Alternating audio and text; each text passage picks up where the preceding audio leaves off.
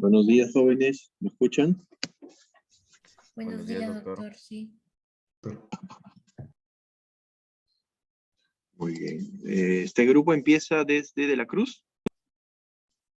Sí, doctor, es de mí. Ya, De la Cruz Vega. Presente, doctor. Buenos días. Buenos días. Delgado Gamonal. Presente, doctor. Buenos días. Bien. Díaz Espinosa. Buenos días, doctor. Presente. Bien. Escalante Cuadra.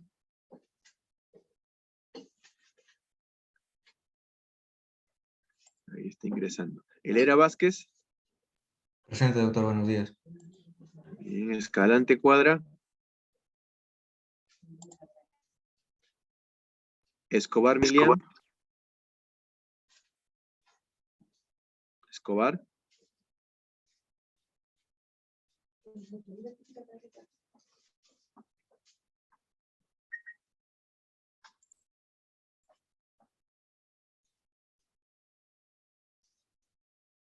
Escobar Milian.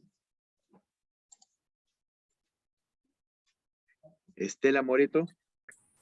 Presente, doctor. Buenos días. Muy bien, buenos días. Farro Salazar. Buenos días, doctor, presente. Bien. Fernández Quirós. Buenos días, doctor. Presente. Fernández Vázquez. Buenos días, doctor presente. Infante Palacios. Buenos días, doctor. Presente. Labrín Ruiz. Buenos días, doctor presente. La Madrid.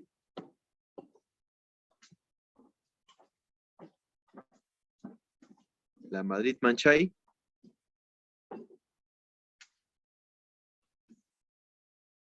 ¿La Madrid de este grupo?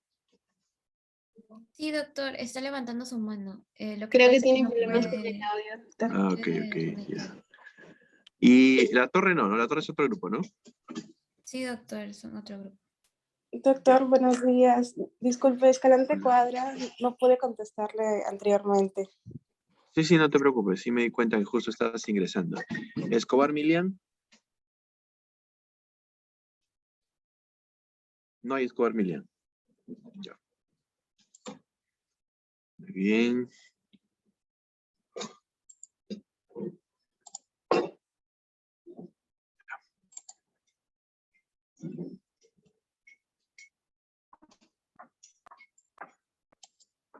Ya, Medalí, no te preocupes, ya estás considerada tu asistencia. A ver. ¿Sí visualizan mi pantalla? Sí, Sí, doctor. doctor. Listo.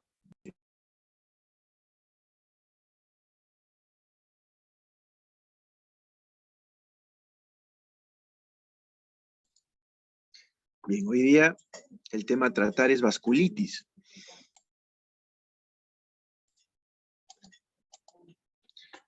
La vasculitis es un término que se utiliza para denominar a un grupo heterogéneo de síndromes anatomoclínicos que se van a caracterizar porque va a haber inflamación y lesión a nivel de los vasos sanguíneos.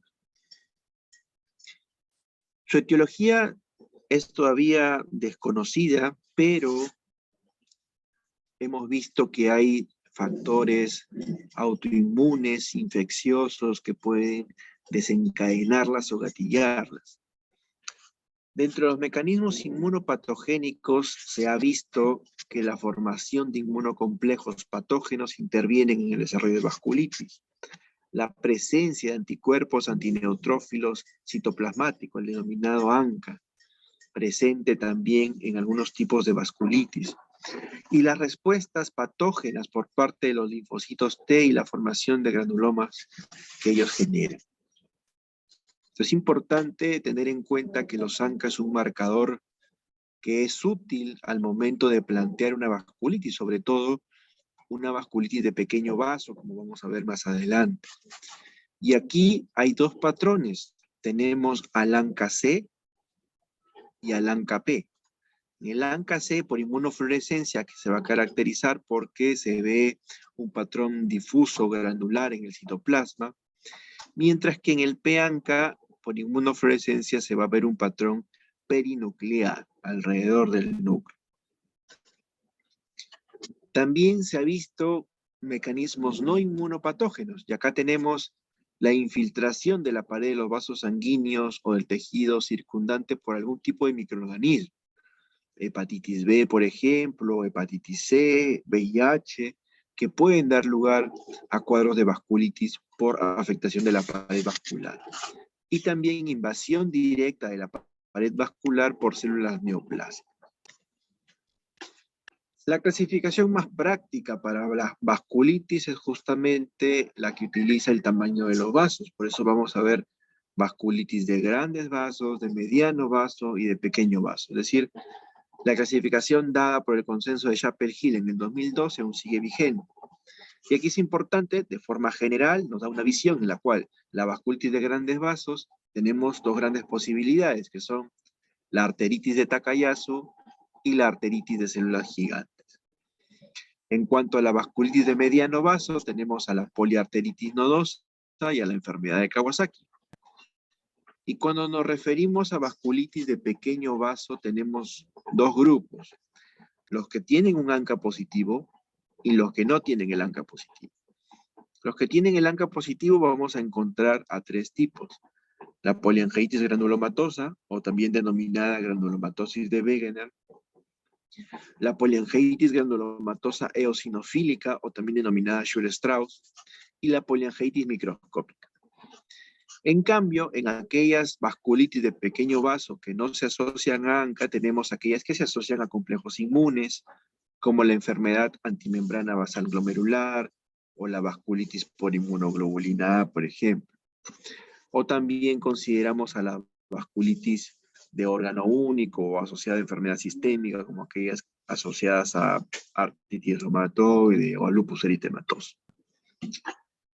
Bien, entonces, iniciando con la vasculitis de grandes vasos, en primer lugar hablaremos acerca de la arteritis de Takayasu, cuya característica es obviamente un proceso inflamatorio a nivel de los vasos sanguíneos, sobre todo de grandes vasos, provocando incluso estenosis de estos grandes vasos, principalmente de la aorta y de sus ramas. Y todo eso va a ocasionar daño en la estructura del vaso afectado. Su frecuencia anual suele ser de 1.2 a 2.6 por cada millón de habitantes. Suele ser más frecuente en mujeres jóvenes con un pico alrededor de la segunda década de la vida. La etiopatogenia no se conoce del todo, pero se ve que hay factores genéticos relacionados y que también intervienen aquí el nivel elevado de estrógeno. Por eso es que su frecuencia es mayor en mujeres jóvenes en edad fértil. Y además el daño endotelial asociado que se ve en esta patología. Si llevamos una muestra de esta vasculitis al microscopio, podemos ver que existe una panarteritis con presencia de mononucleares, células gigantes. A nivel de la íntima va a haber proliferación y fibrosis. A nivel de la media, cicatrización y vascularización. Y a nivel de la lámina elástica puede aparecer rotura y degeneración. Entonces, los vasos que se afectan son básicamente arterias grandes, elásticas, musculares, principalmente aorta, que incluye el callado aórtico y a sus grandes ramas, incluyendo a las ramas renales y coronarias, pulmonares. Entonces, vamos a ver una infiltración inflamatoria, granulomatosa de células gigantes, y esto puede conllevar no solamente estenosis del vaso, sino también a formación de aneurisma hasta en un 20%, los cuales puede incluso romperse o disecarse. La afectación de las ramas de la aorta obviamente es mucho más intensa en su origen, es decir, proximal que distal. Y vamos a encontrar, como hemos mencionado, una panarteritis con infiltrado inflamatorio por mononucleares, y todo eso va a conllevar afectación de la íntima, de la media, de la lámina elástica. Y también, al haber rotura y degeneración de la lámina elástica, puede también conllevar un estrechamiento vascular dando lugar a isquemia de los órganos comprometidos por esos vasos. Entonces, existe una poliarteritis granulomatosa característica en esta vasculitis de Takayasu. Hay formación de granulomas, células gigantes que están ahí metidas, hay daño en todas las capas íntimas, en la media, la afectación de la media puede dar lugar a una destrucción centrípeta que da lugar a dilatación de la aorta y por ende proliferación o formación de aneurisma. Incluso el daño a nivel de la íntima puede dar lugar a una trombosis, estrechando o ocluyendo la luz vascular. ¿Qué es importante tener en cuenta? Los pacientes con arteritis de Takayasu, la inflamación, fibrosis y estenosis de las grandes arterias que se producen en esta patología va a hacer que disminuya la elasticidad de la pared arterial, por lo tanto aparece regurgitación y obstrucción al flujo sanguíneo. Todo ello puede condicionar al desarrollo de una insuficiencia cardíaca congestiva que se puede descompensar súbitamente, apareciendo edema pulmonar, congestión visceral, hipoperfusión tisular y por ende parada cardiorrespiratoria y la muerte del paciente. Por eso la importancia de poder detectar prontamente este tipo de patología. Inicialmente, en estadios tempranos del cuadro, podemos encontrar síntomas generales. El paciente puede presentar malestar general, fiebre, fatiga, pérdida de peso, artralgia, anorexia. Incluso puede aparecer eritema nodoso, sobre todo en miembros inferiores. Pero ya conforme va progresando el problema, vemos que empiezan a aparecer un dato clínico característico, que es detectar pulsos ausentes en el vaso que está afectado. Miembros superiores, siempre hay que evaluar ambos miembros. Si yo identifico pulsos en los miembros superiores y veo que en uno de ellos está ausente, eso ya debe sospechar también en la presencia de una probable vasculitis de Takayasu. Pacientes que presentan claudicación intermitente, por ejemplo, están caminando y sienten dolor en miembros inferiores, también podría hacernos sospechar de esta entidad. O la aparición de úlceras isquémicas en las zonas distales de los dedos, también. Pero todo eso ya lo vamos a ver en una presentación más tardía.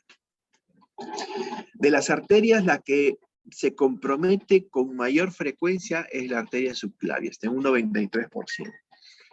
Ella o ello va a dar lugar a que aparezca claudicación intermitente, sobre todo en los miembros superiores, en los brazos. Al paciente le pedimos que levante los brazos y rápidamente tiene que bajarlos porque va a sentir dolor, debilidad.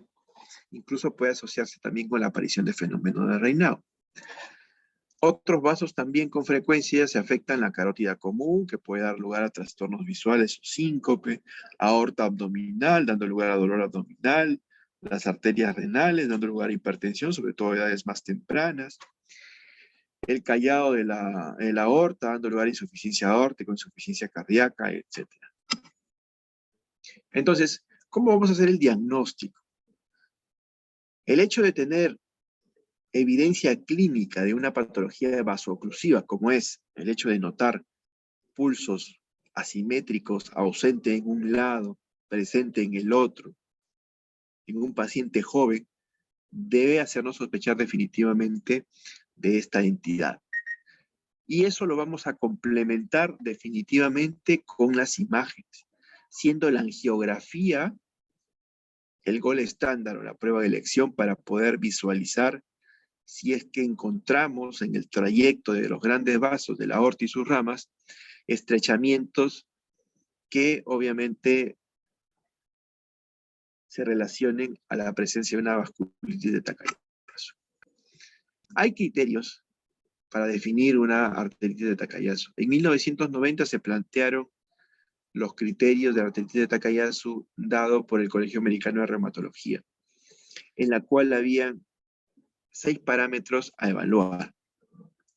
La edad de comienzo de la enfermedad en años, que es importante, pacientes jóvenes, menores de 40 años, la presencia de claudicación intermitente, claudicación de las extremidades, es decir, que empeore la fatiga, el disconfort de los músculos tras alguna actividad. sobre todo de los miembros superiores, ¿no? Como les comentaba, pedir al paciente que levante los brazos y este no puede mantenerlo mucho tiempo porque va a empezar a sentir dolor, fatiga, debilidad.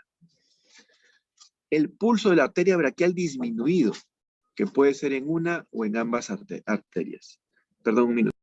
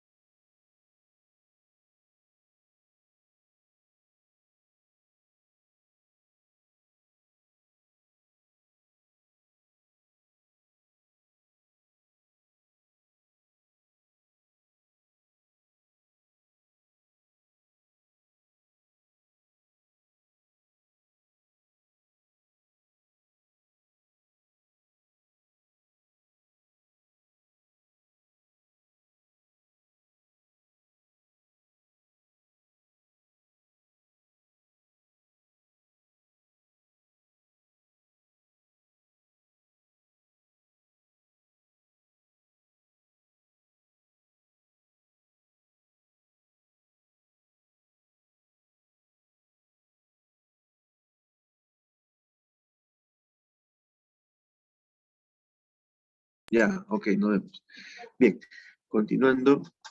Entonces, el pulso de la arteria braquial disminuido es importante, sobre todo si es asimétrico, si está presente en uno y ausente en el otro.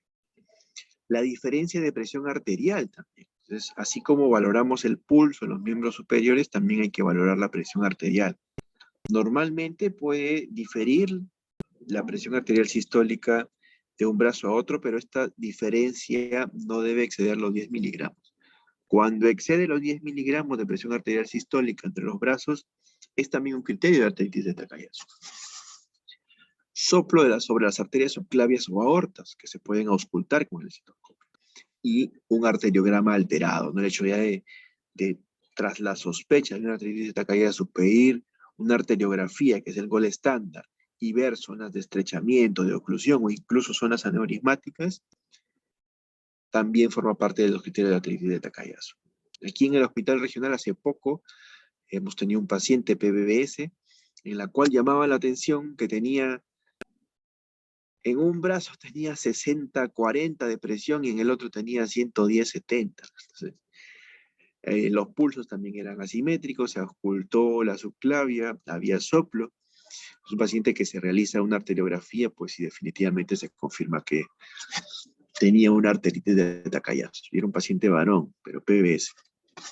Es importante tenerlo en cuenta ante esas evidencias clínicas. El hecho de tener 3 de estos criterios, de los 6, esto tiene una sensibilidad del 90.5% con una especificidad del 97.8%.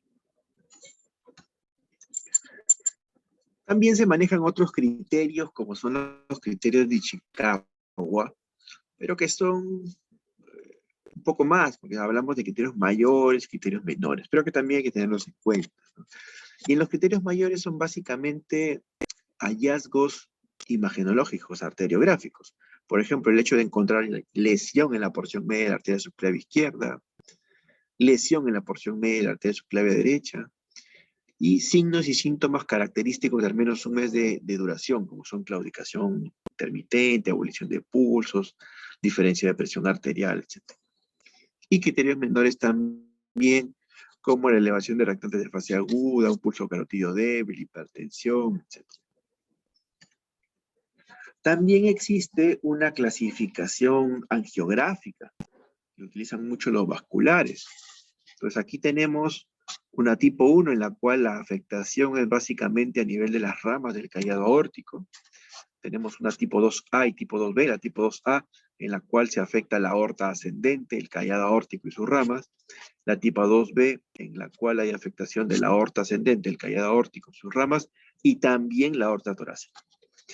La tipo 3, vamos a ver principalmente una afectación de la descendente torácica, aorta abdominal y arterias renales, y respetando callado aórtico. En la tipo 4 se afecta aorta abdominal y renales solamente, y en la tipo 5 se afectan tanto del tipo 2B como del tipo 4.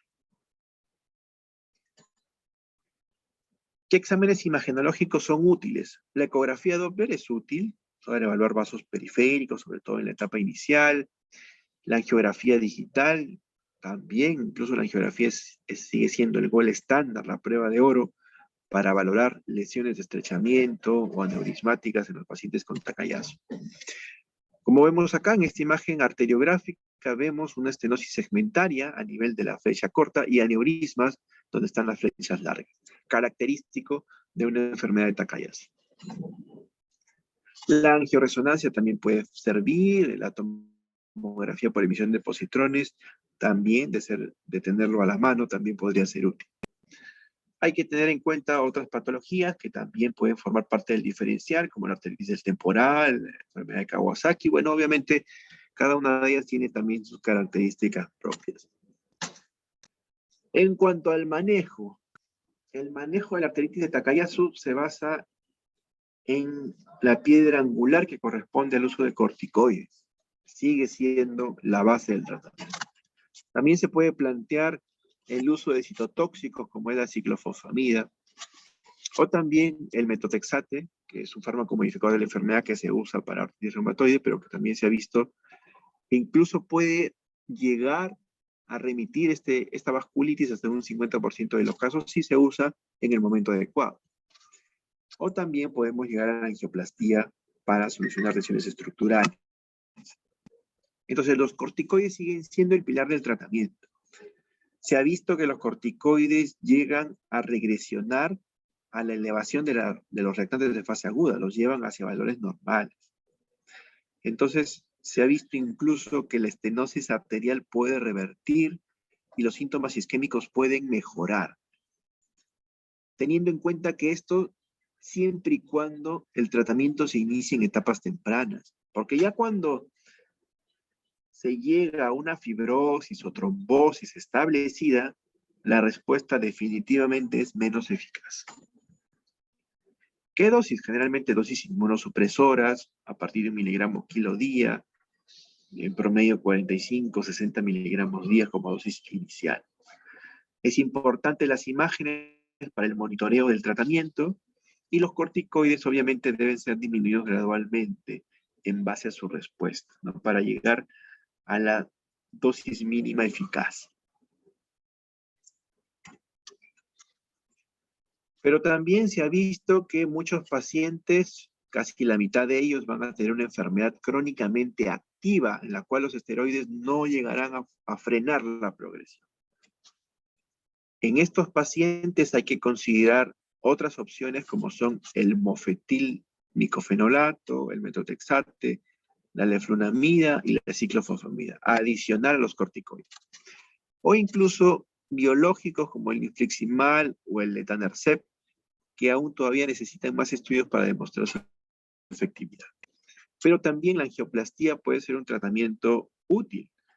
La angioplastía percutánea transluminal o bypass, sobre todo en casos tardíos, ya avanzados, cuando hay una estenosis arterial irreversible o síntomas isquémicos significativos. Cuando hay una insuficiencia aórtica progresiva, esto incluso ya puede requerir de un tratamiento quirúrgico como un reemplazo valvular o reparación de la válvula. Estos son ya procedimientos quirúrgicos, suelen ser complicados porque el tejido suele estar friable por la misma inflamación que tienen los vasos. Muy bien, hasta ahí con arteritis de Takayasu. ¿Alguna pregunta o comentario?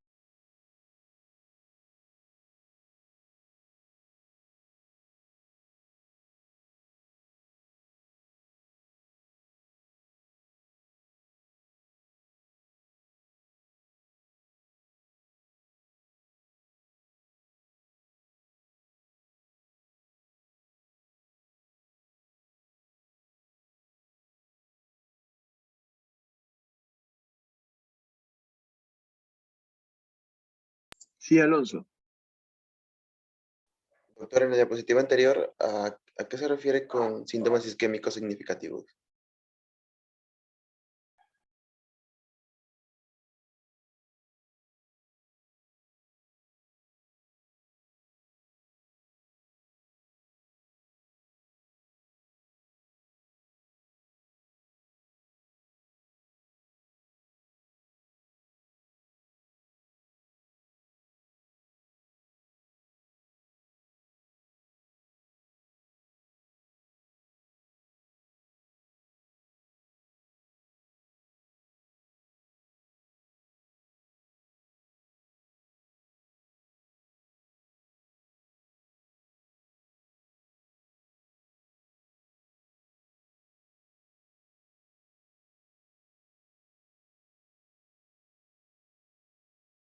Doctor, creo que está hablando Doctor, con está su con el micro micrófono apagado. apagado.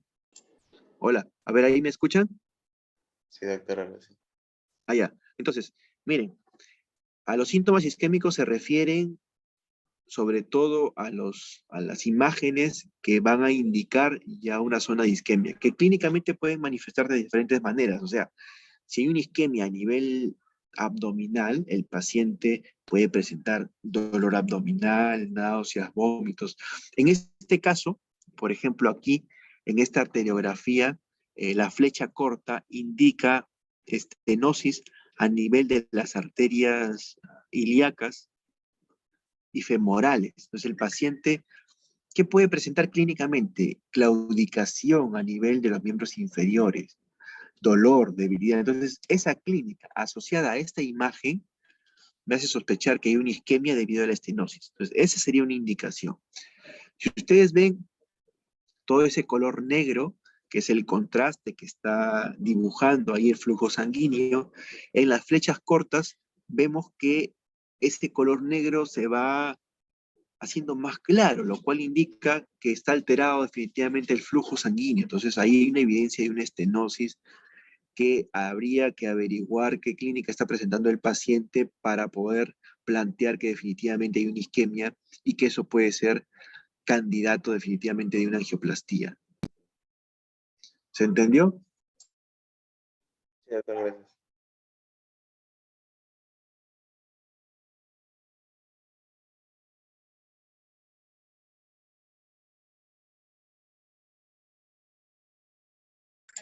Muy bien, ¿alguna otra pregunta? Luis. Sí, doctor. Entonces, por ejemplo, si es que el paciente primero, al recibir el tratamiento farmacológico no responde, ¿recién allí estaría indicada la angioplastia o podemos obviar ese paso de tratamiento farmacológico? No, lo ideal siempre es iniciar con el tratamiento farmacológico. Ahora, si es que tú ves que el paciente ya tiene en los pies zonas cianóticas o necróticas incluso, obviamente vas a iniciar tratamiento farmacológico, pero ya debes estar planteando la posibilidad de una solución intervencionista como es la angioplastía o incluso la cirugía, ¿no? Pues va a depender mucho de la clínica que presente en ese momento el paciente. Si ya hay una necrosis evidente, obviamente ahí el tratamiento vía oral va a ser para evitar posteriores complicaciones, pero lo que ya te está dañando a ese miembro que está afectado, obviamente tienes que solucionarlo prontamente con un procedimiento intervencionista o quirúrgico. Ok, doctor. Gracias. ¿Alguien?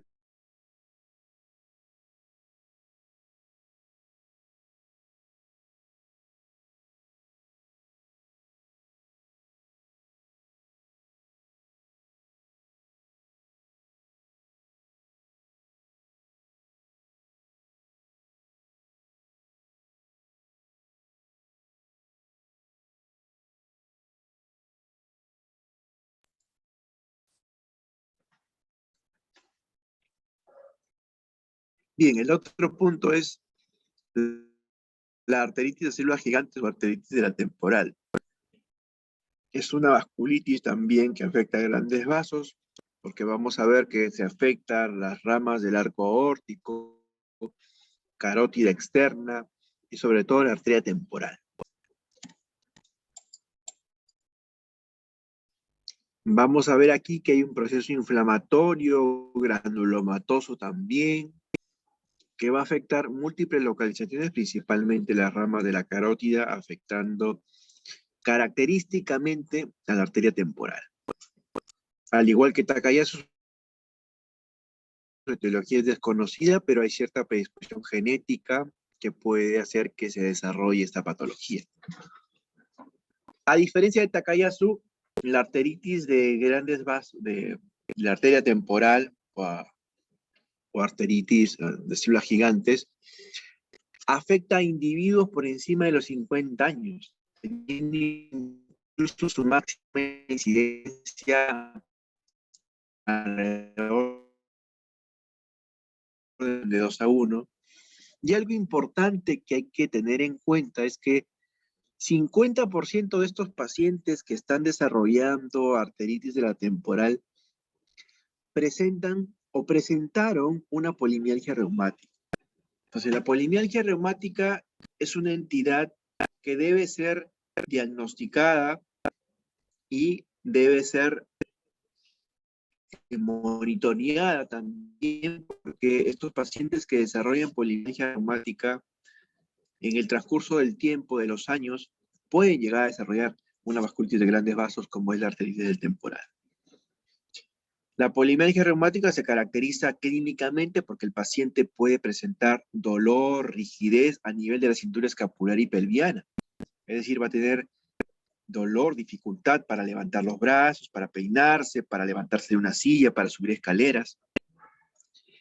Pero la polimialgia reumática es un diagnóstico más de exclusión. Primero, obviamente, si el paciente presenta esta clínica, hay que tratar de descartar otras causas. ¿Qué otras causas habría que descartar antes de plantear una polimialgia reumática? A ver, jóvenes.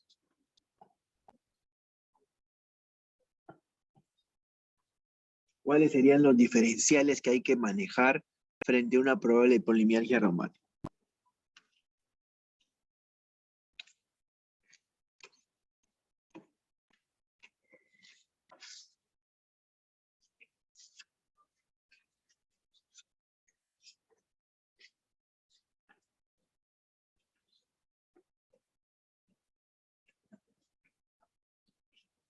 Fibromialgia quizá, doctor, también. Fibromialgia puede ser una opción. Muy bien. ¿Qué más?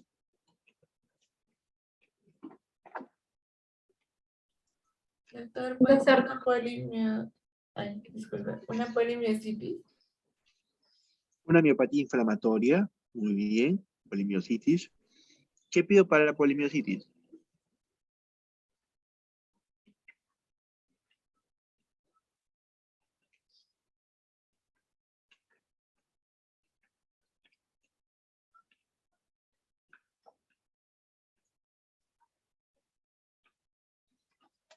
¿Qué se pide para las polimiositis?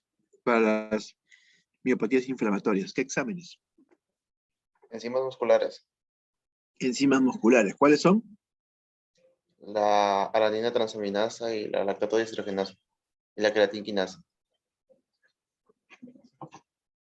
Muy bien. TGO. LDH. CPK total. Aldolasa. ¿Verdad? Muy bien. ¿Qué otro diferencial?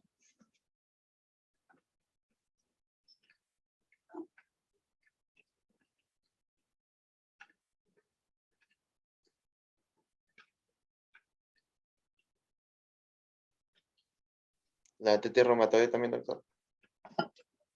También podría ser. Obviamente que la R va a tener también sus características, ¿no? Entonces, es importante tener en cuenta que es un diagnóstico de exclusión. Yo recuerdo mucho, hace unos años, el papá de una amiga, colega que estudió conmigo en la universidad y ahora anestesiólogo que trabaja en Lima, el señor, más o menos en ese momento de 60 y tantos años, hipertenso y diabético de fondo en tratamiento, inicia un cuadro así, con dolor, rigidez en la parte proximal de los brazos y de los miembros inferiores, ¿no? Entonces, consulta con varios médicos, incluso en Lima le hicieron una serie de exámenes, le pidieron ANA, ANCA, factor reumatoideo, anti-CSP, una serie de exámenes de enzimas musculares, que está bien, ¿no? Y lo único que era rescatable, porque incluso hasta su glucosa estaba controlada, por acá también lo habían visto y habían planteado una neuropatía diabética, pero recuerden que la neuropatía diabética tiene una afectación sobre todo distal, no proximal, ¿no? Entonces, no iba por ahí el problema. Bueno, todos los exámenes estaban negativos, excepto la BCG y el PCR que estaban altos. Entonces, lo característico de la polimialgia reumática es eso, que tiene la clínica de compromiso proximal, afectación de cintura escapular y pelviana, asociado a BCG o PCR elevados. Eso es lo característico. Es lo único laboratorial que asociado a la clínica me orienta a ello. Obviamente descartando siempre sus diferenciales, sobre todo las miopatías inflamatorias. La fibromialgia también puede ser un diagnóstico diferencial, sí, pero en la fibromialgia todo va a estar negativo, hasta los retantes de fase aguda. Y el dolor es un dolor generalizado en todo el cuerpo, de meses de evolución, y asociado a un gran componente emocional. Recuerden, la fibromialgia, los pacientes están ansiosos, no pueden conciliar el sueño, tienen episodios de diarrea, constipación. ¿Ah?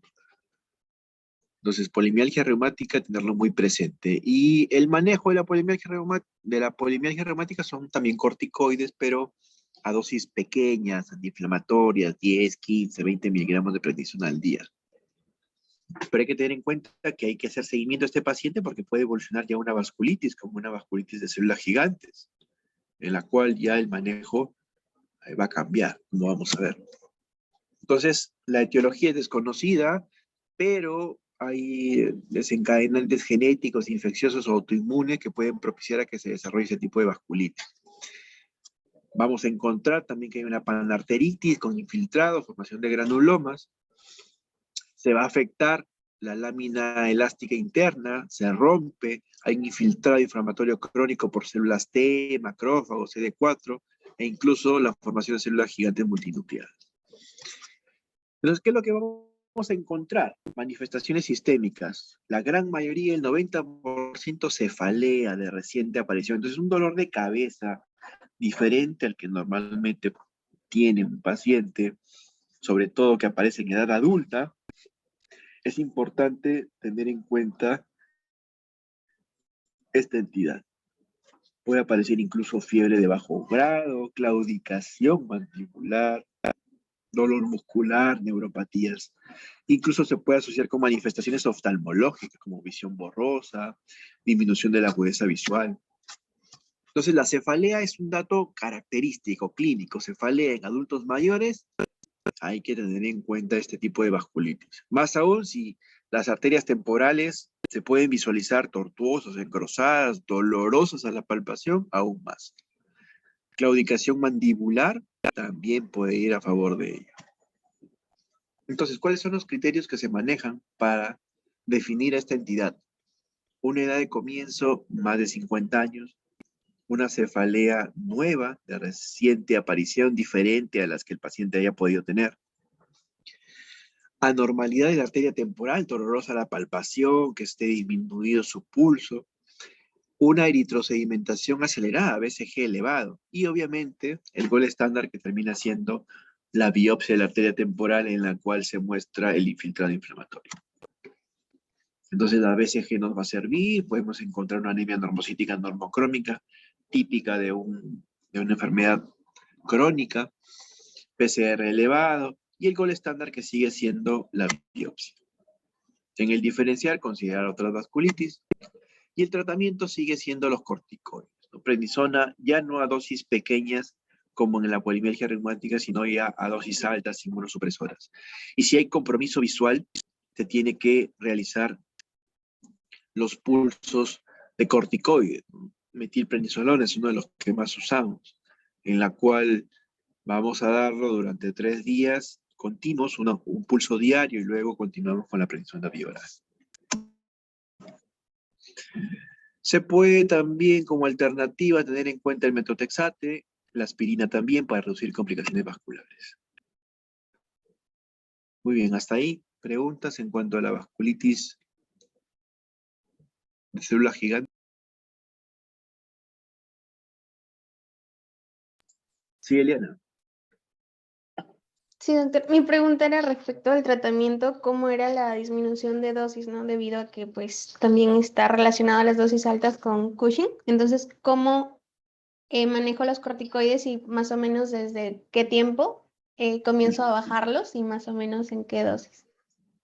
Sí, como van viendo, la piedra angular de tratamiento en la vasculitis son los corticoides. Entonces, iniciamos con dosis altas, dosis inmunosupresoras, y cuando ya vamos haciendo el seguimiento obviamente, de la enfermedad y empezamos a ver que hay respuesta, y eso lo debemos ver aproximadamente a las 4 o 6 semanas, en la cual disminuyan los reactantes de fase aguda, por ejemplo, la clínica del paciente mejore. Entonces, a partir de ahí nosotros podemos ir disminuyendo la dosis. Ahora, hay diferentes esquemas, ¿no? Algunos prefieren ir disminuyendo entre el 10 al 20% semanal, otros prefieren iniciar primero solamente la toma interdiaria y luego ir bajando. Entonces, ahí hay diferentes esquemas que obviamente cada uno va a ver cómo es que le va mejor o se siente más cómodo utilizarla, ¿no? Pero lo importante es que en primer lugar hay que tratar de ver que se está logrando el objetivo, que es tratar de llegar a la remisión de la enfermedad, es decir, apagar la enfermedad que está activa. Y eso lo vamos a ver, uno, con la clínica, ¿no? De cómo sigue, cómo se siente el paciente, cómo van sus molestias, y dos, tanto los laboratoriales, que ahí nos importa mucho el hecho de los reactantes de fase aguda que nos permiten hacer ese seguimiento. E incluso las imágenes, como en el caso del Takayasu, por ejemplo, ¿no? Donde es importante también valorar una nueva angiografía o angioresonancia para ver si hay mejoría en estenosis o alguna de las complicaciones que esta vasculitis produce. Entonces, 4 a 6 semanas. El primer control obviamente va a ser al mes, y a partir de ahí podemos ir viendo si es que ya podemos ir reduciendo la dosis, ¿no? Que también, como bien menciona, tiene que ser gradual. Ahora, el Cushing mencionó, ¿es una complicación de los corticoides? Sí, el Cushing exógeno por un exceso de corticoides, pero cuando uno suspende bruscamente los corticoides, también hay otra complicación importante, ¿Cuál es esa complicación importante cuando uno suspende bruscamente los corticoides? Insuficiencia renal. Sí, Claro, adrenal era. recuerden que nosotros al dar corticoides al paciente estamos suprimiendo el eje hipotálamo hipófisis adrenal, debido a que estamos dando cortisol. Entonces, si yo bruscamente suspendo, puedo generar una crisis suprarrenal, ¿no? Y eso puede ser muy, muy perjudicial para mi paciente. Entonces, por eso es que, ¿qué es lo que se recomienda? Si tú tratas a un paciente con corticoides, y el modelo de los corticoides es la prednisona, más de 20 miligramos de prednisona por más de 3 semanas, el paciente debe retirársele el corticoide gradualmente. No hay problema si yo utilizo corticoides de repente por 5 días, por 7 días, por ejemplo, una urticaria. El paciente está con los sabones y el antihistamínico no es suficiente y puedo darle corticoides, ¿no? Y puedo darle corticoides de repente prednisona, incluso 50 miligramos por 5, por 7 días y no pasa nada, ¿no? Y luego lo suspendo. Pero si yo ya estoy proyectándome a usar corticoides por más de 2 o 3 semanas, ya debo pensar en que ese paciente, cuando yo logre mi objetivo, debo ir disminuyendo la dosis de corticoides de forma gradual, justamente para evitar una crisis suprarrenal, ¿no? ¿Se entendió? Sí, doctor, muchas gracias. Además,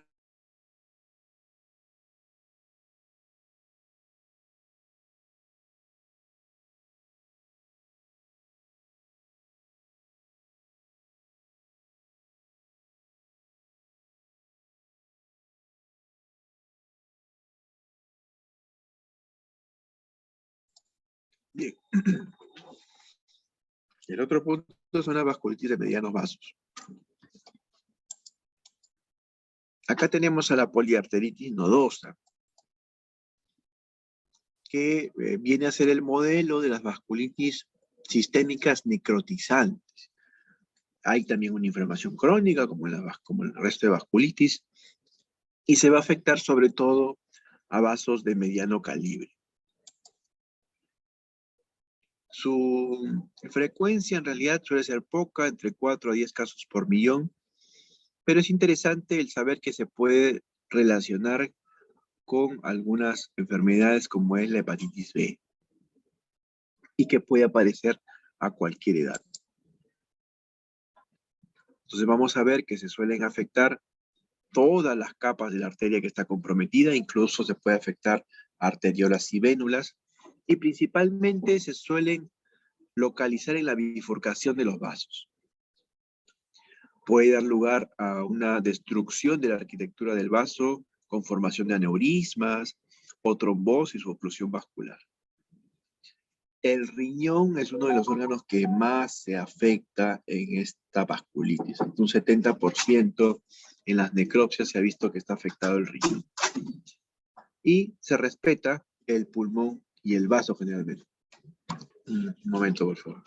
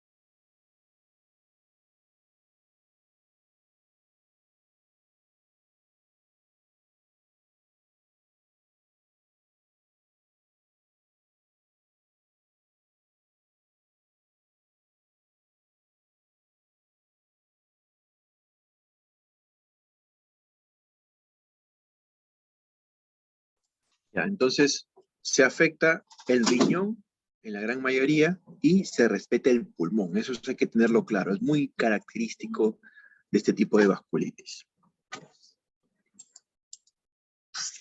Entonces, en la vasculitis en general vamos a ver una inflamación de los vasos sanguíneos que da lugar a una respuesta inflamatoria generalizada con la aparición de síntomas generales inicialmente.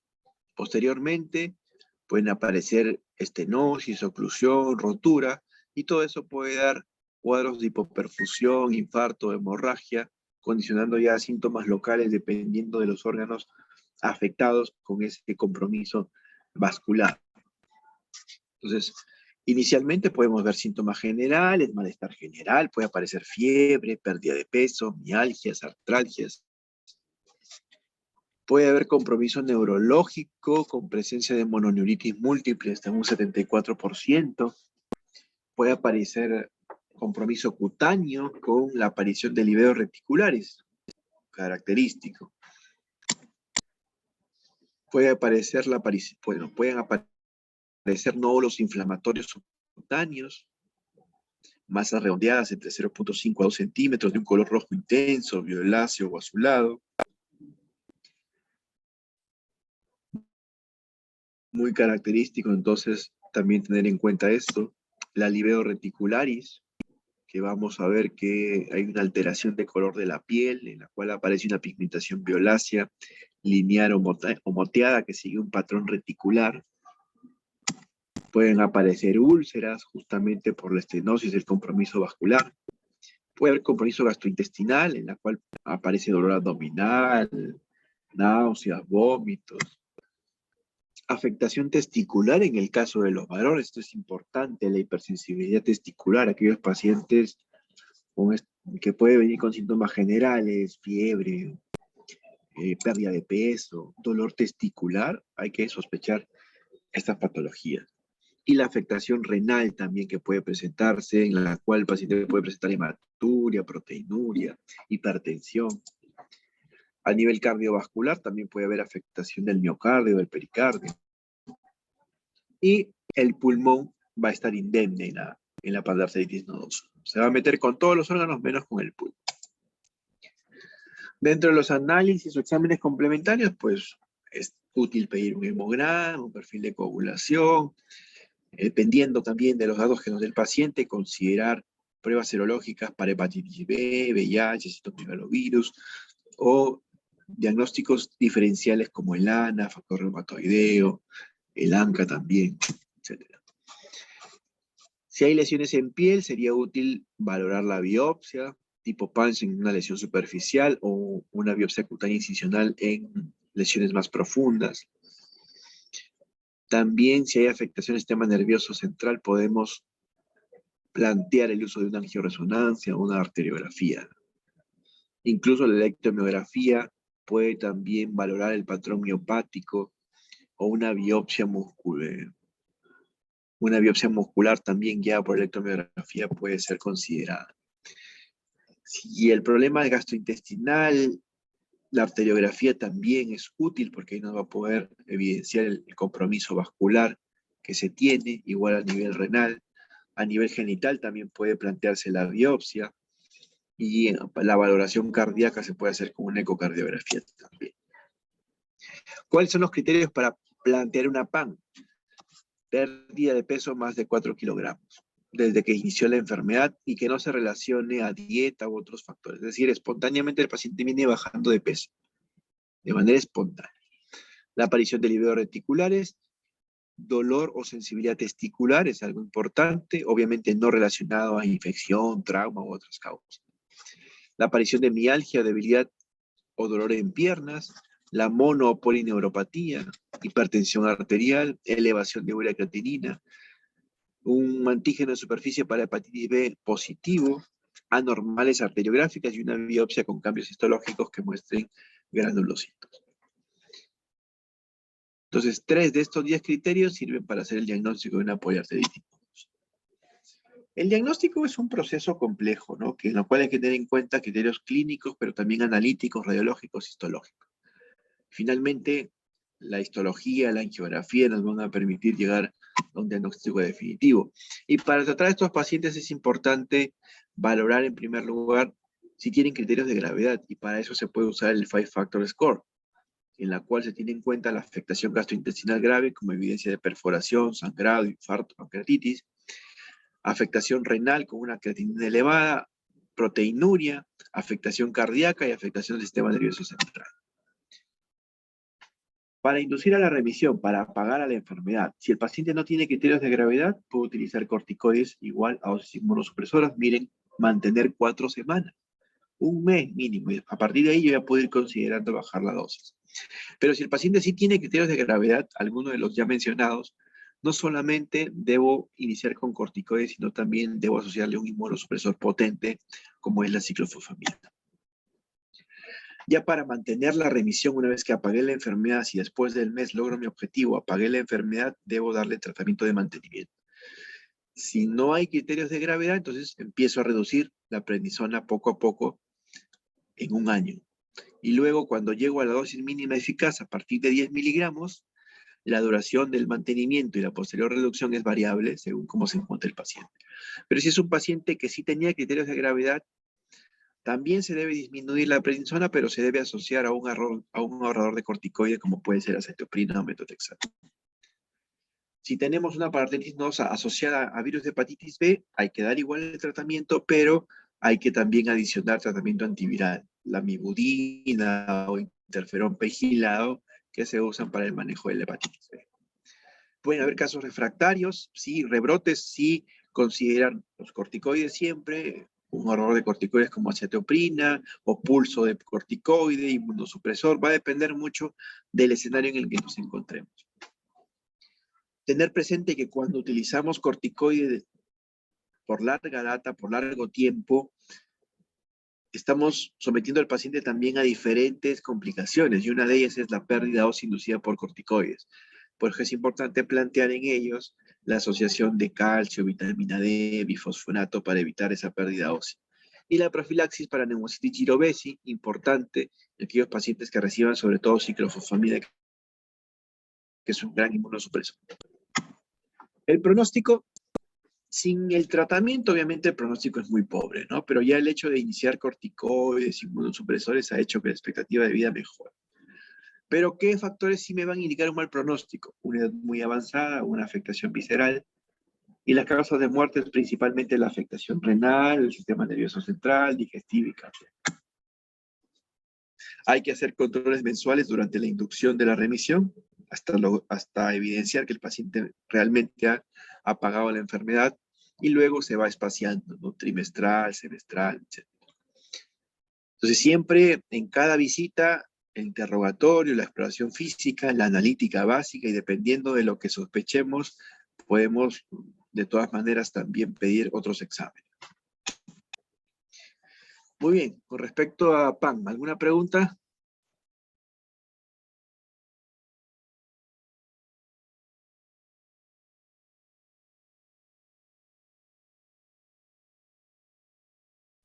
Creo que no, doctor.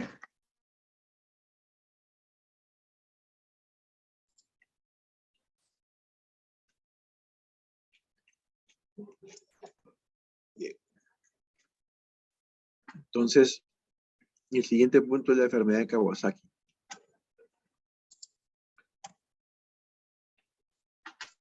Esta vasculitis de mediano vaso es importante porque afecta predominantemente a niños pequeños, ¿no? A infantes, y que hemos visto un aumento de casos justamente en los pacientes pequeños infectados por COVID. Entonces es importante también tener en cuenta esta entidad. Generalmente afecta a niños pequeños por debajo de 5 años, con cierta predominancia en el sexo masculino que en el femenino. Ojo que los menores de 1 año y los mayores de 5 tienen mayor riesgo, sobre todo de enfermedad cardiovascular, que es el principal causante de mortalidad en estos pacientes. Su etiología es desconocida, pero hay gatillantes. Dentro de eso, las causas infecciosas, COVID-19, como estamos viendo actualmente, en alguna población que sea susceptible o asociación con metales, pesticidas, etc. Entonces, el desarrollo del proceso inflamatorio obviamente se va a deber a la liberación de citocinas que van a estimular este proceso. Activación celular endotelial con presencia de monocitos, macrófagos, linfocitos, etc. Entonces va a haber daño de todo el vaso, con edema de la media, con infiltración de neutrófilos, destrucción de la lámina interna, proliferan los fibroblastos, y todo eso va a conllevar a que se dé una estenosis progresiva de los vasos comprometidos. Entonces, muy característica la estenosis. ¿Y qué es lo que más importa? Es estenosis a nivel coronaria, que puede pasar en estos pacientes y es lo que puede desencadenar incluso su muerte. No hay ningún examen específico o dato clínico patognomónico, pero la CDC dio como criterios para identificar esta patología la presencia de fiebre, que es importantísimo. Y 4 de los siguientes.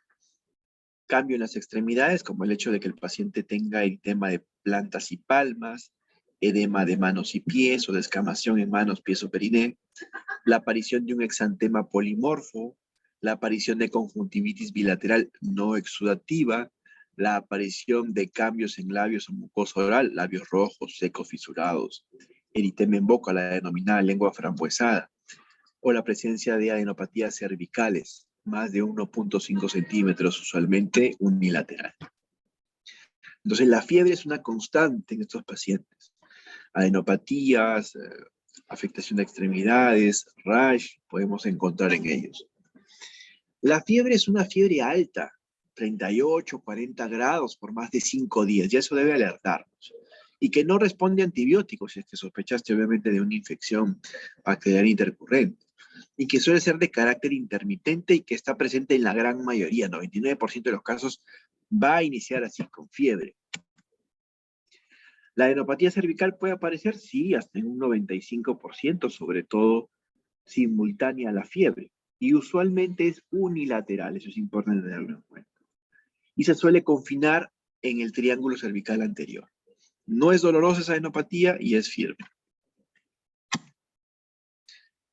Los cambios agudos de las extremidades también lo podemos ver en gran cantidad de estos pacientes. En la primera semana suele aparecer eritema en palmas y plantas y edema doloroso en manos y pies. Posteriormente hay descamación periungueal de manos y pies a las 2, 3 semanas y después aparecen las denominadas líneas de Beao en las uñas. Pero se empieza a descamar. Miren cómo se descama, ¿no? Muy característico de estos pacientes. A los 5 días de la fiebre, en el 92% de los casos podemos ver un exantema polimorfo característico, una erupción maculopapular difuso, sin vesículas. No hay vesículas. Es una erupción maculopapular, en troco, extremidades, más acentuado en la región perianal. ¿Y por qué es importante? No hay vesículas, porque ustedes conocerán también que hay una entidad ocasionada por Coxsackie virus, que es el síndrome de pie, mano, boca, en la cual también puede haber afectación de manos, pies, tronco, pero en la cual sí podemos ver la aparición de vesículas, a diferencia de esto. Entonces aparece un exantema perianal, también está comprometido. La conjuntivitis no exudativa, o sea, son esos pacientes que si bien el ojo está rojo, la conjuntiva está inflamada, pero no hay aparición de legaña, de exudado. Y que comienza poco después de iniciar la fiebre de 2 a 4 días y que remite en una semana. Es una conjuntivitis característica no exudativa. Cambios en la mucosa, el eritema, a los 4 o 5 días de la fiebre, resequedad, labios partidos, la lengua en fresa, la lengua frambuesada. Y se pueden afectar diferentes órganos, ¿no? Puede haber compromiso articular, irritabilidad, parálisis facial, hipoacusia, compromiso gastrointestinal, hepatomegalia, etc. Afectación cardíaca de pericardio, miocardio, endocardio, arterias coronarias, que es algo de lo más importante justamente por ser un gran indicador de mortalidad. Y siempre haciendo diagnósticos diferenciales con escarlatina, infecciones estafilocócicas, ¿no? Las infecciones virales que les mencionaba, Coxsackie virus, sarampión, Epstein-Barr, etc. Dentro de la analítica, un hemograma siempre es importante, se puede evidenciar leucocitosis, anemia, trombocitosis. Recuerden que las plaquetas son reactantes de fase aguda también y pueden elevarse frente a procesos inflamatorios activos. La escala de Arada es importante porque nos va a permitir identificar riesgo alto de coronariopatía, que insisto, es la causa de mortalidad de estos pacientes. Entonces, diariamente hay que aplicarlos. Y si es que el paciente reúne 4 de estos 7 criterios, es inminente el uso de gamma globulina. Es imperativo. Leucocitosis más de 12.000, plaquetas menos de 350.000, PCR más de 3, hematocrito menor de 35, albúmina menor de 3.5, menos de 1 año de edad, sexo masculino. 4 de esos 7 debe hacernos al paciente rápidamente, usar con ese paciente inmunoglobulina endovenosa. Esta se usa en infusión de 12 horas, 1 gramo por kilo. Se puede asociar a aspirina justamente por el compromiso coronario, y es importante la evaluación por parte del cardiólogo pediatra idealmente, hacer una ecocardiografía, EKG, etc. Muy bien, ¿preguntas con respecto a Kawasaki?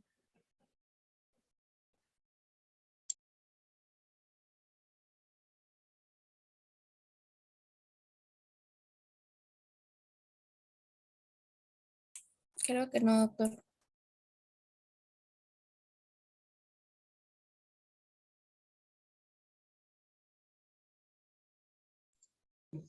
Doctor, ¿por cuánto tiempo se da la gamma globulina endovenosa? Se puede dar por una semana. Ah, ya. Muchas gracias. Bien. La vasculitis de pequeño vaso.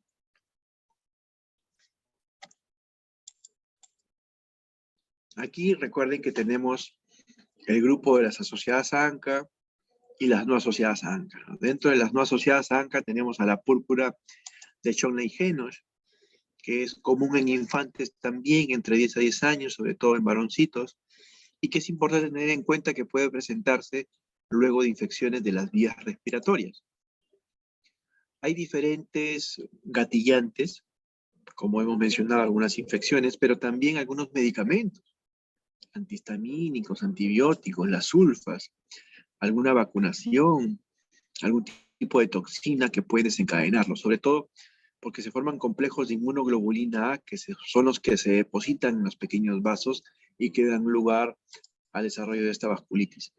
Su comienzo va a ser brusco. El paciente puede presentar malestar general, fiebre moderada, compromiso cutáneo, abdominal, articular. A nivel cutáneo se puede encontrar un exantema palpable, eritematoso o violáceo en la gran mayoría.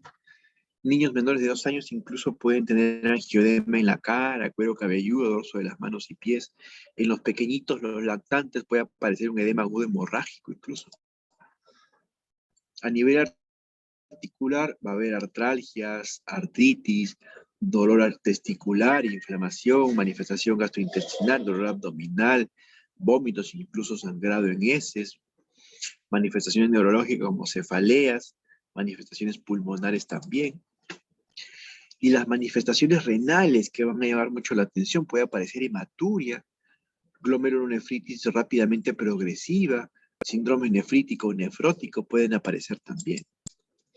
Entonces, en la analítica es importante identificar que hay una elevación de la inmunoglobulina A, puede aparecer leucocitosis, eosinofilia, obviamente la elevación de los reactantes de fase aguda, hematuria, proteinuria. Al realizar una biopsia cutánea de las lesiones podemos encontrar una vasculitis leucocitoclástica y el depósito de inmunoglobulina A, que es bastante importante. ¿Cuáles son los criterios diagnósticos? El hecho de encontrar una púrpura palpable. Si yo tengo un niño con una púrpura palpable, entonces forma parte de mis criterios diagnósticos. Púrpura palpable. Edad de comienzo de la enfermedad en pequeños, menores de 20 años en general. Angina abdominal, dolor abdominal, granulocitosis en la biopsia, 2 de esos 4 criterios me va a orientar a pensar en una púrpura de Schönlein-Henoch. El tratamiento es sintomático y en los casos graves definitivamente el uso de corticoides a dosis altas. El otro grupo de vasculitis de pequeño vaso teníamos a las zancas relacionadas, zancas positivas, zancas asociadas. Dentro de ellas la granulomatosis de Wegener.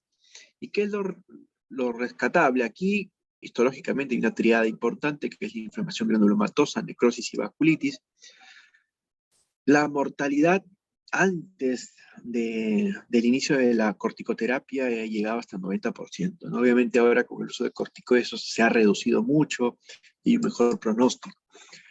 La valoración de los ANCA es importante porque hay subtipos también. Hablamos de un ANCA C, granular citoplasmático, muy característico sobre todo de Wegener, y un ANCA P de patrón perinuclear, característico sobre todo de polangitis microscópica y Sjöström. ¿Qué es lo importante? Clínicamente, esta poliangeitis granulomatosa o de Wegener va a tener afectación a nivel renal, pulmonar e incluso de vías respiratorias altas. Entonces, cuando vemos un paciente con síndrome riñón-pulmón, es decir, está con proteinuria, oligoanuria, edemas, y está con hemoptisis, podría yo plantear un síndrome riñón-pulmón y dentro del diferencial definitivamente debe considerarse una granulomatosis de Wegener. Sus pacientes pueden presentar también sinusitis, epistaxis, úlceras orales. Entonces puede haber afectación ocular, de oído incluso, y de vía respiratoria no solamente inferior, con la hemoptisis, que es característica, sino también de vía aérea superior, y puede aparecer también congestión sinusal, rinorrea, etc. A nivel renal, la oliguria, la hematuria puede aparecer, puede haber compromiso también cardiovascular, sistema nervioso, dermatológico. Entonces, es frecuente poder ver en estos pacientes incluso una gingivitis hiperplásica, epiescleritis, la denominada deformidad de encía de montar de la nariz. A nivel pulmonar, en la imagen nos puede mostrar nódulos, zonas hiperdensas en las bases del pulmón, y en la biopsia, obviamente, los hallazgos característicos de una granulomatosis. Los criterios diagnósticos es tener en cuenta inflamación oral o nasal, úlceras dolorosas o no dolorosas también, con descarga nasal purulenta o sanguinolenta, alteraciones en la radiografía de tórax, donde pueden aparecer nódulos o infiltrados o cavidades, anormalidades urinarias, desde la microhematuria hasta la macrohematuria o cilindros hemáticos, y la biopsia con infiltrado granulomatoso, que es importantísimo. Entonces, 2 de esos 4 criterios me van a orientar hacia una granulomatosis de Wegener. Inicio con el tratamiento de inducción, que es prácticamente el tratar de lograr la remisión o inactividad de la enfermedad. Corticoide de dosis alta, dosis inmunosupresoras, 1 miligramo por kilo día. Y miren aquí, recomienda incluso ir disminuyendo de 15 en 15 en los siguientes 3 meses, ¿no? Si es que hay compromiso renal con una creatinina elevada, proteína importante, entonces puedo iniciar con pulso de corticoide y de un inmunosupresor potente como es la ciclofosfamida.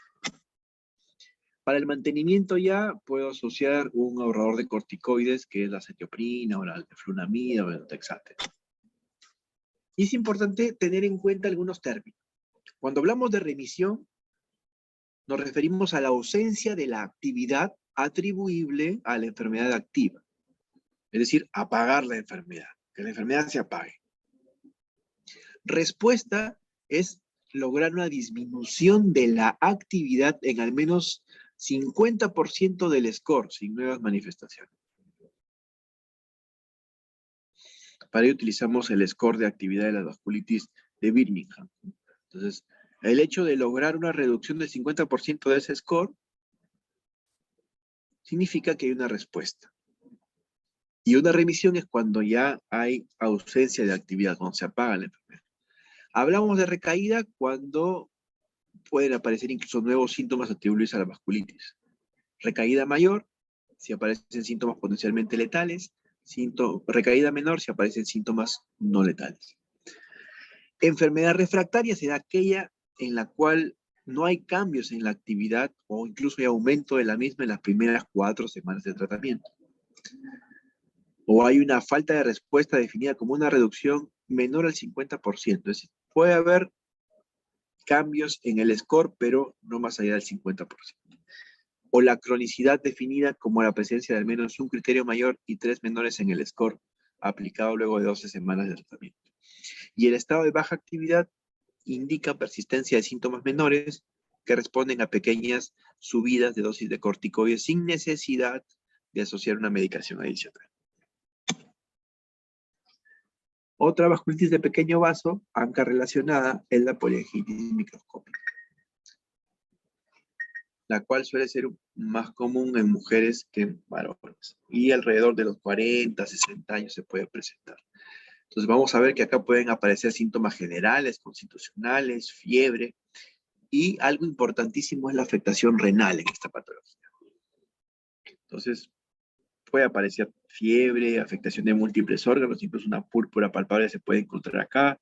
Solemos encontrar el ANCA, sobre todo el ANCA-B, y la afectación renal, que es bastante importante, ¿no? En cuanto al tratamiento, los mismos principios que la granulomatosis de Wegener, lograr un tratamiento de inducción para lograr remisión y luego mantenimiento. En el síndrome de Shure-Strauss, aquí lo característico es que se va a asociar mucho con el asma y con la eosinofilia. Y aquí van a encontrar algún caso clínico que de repente les hable de un paciente con antecedentes de asma, eosinofilia, pensar en Shure-Strauss. Y es importante entonces el recuento de pico de eosinófilos que normalmente supera los 1500. Entonces, la eosinofilia es un dato importante tener en cuenta, trastornos alérgicos, atópicos, también. En el diagnóstico, vamos a tener que es una vasculitis en la cual va a estar presente la eosinofilia. Los pacientes pueden tener como antecedente rinitis alérgica o asma desde el comienzo de la vida, ¿no?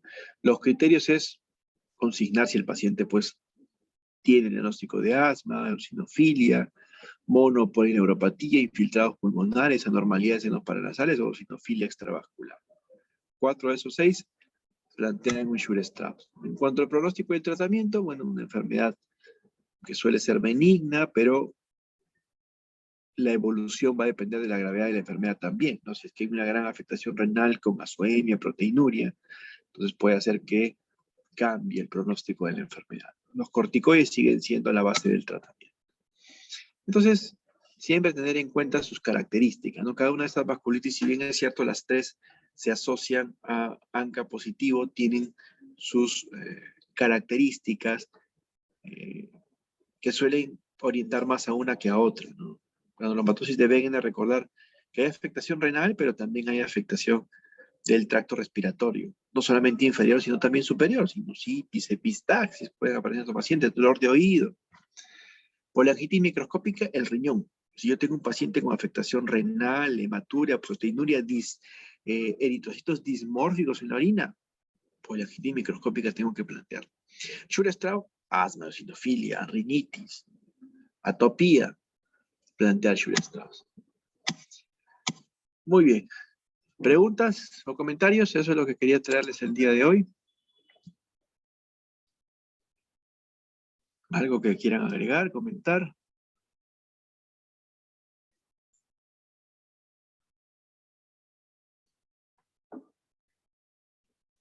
Alonso.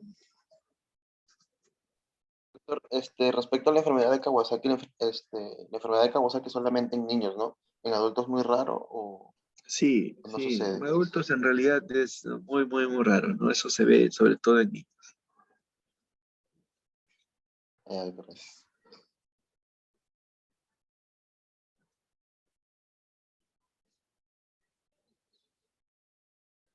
¿Alguien más?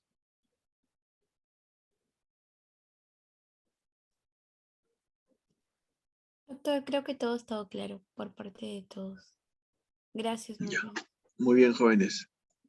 Gracias a ustedes. Ya nos estamos reencontrando el día lunes. Tengan buen día. Gracias, doctor. Hasta luego. Gracias, doctor. Hasta luego, doctor. Gracias, Gracias, Hasta luego. doctor. Hasta luego.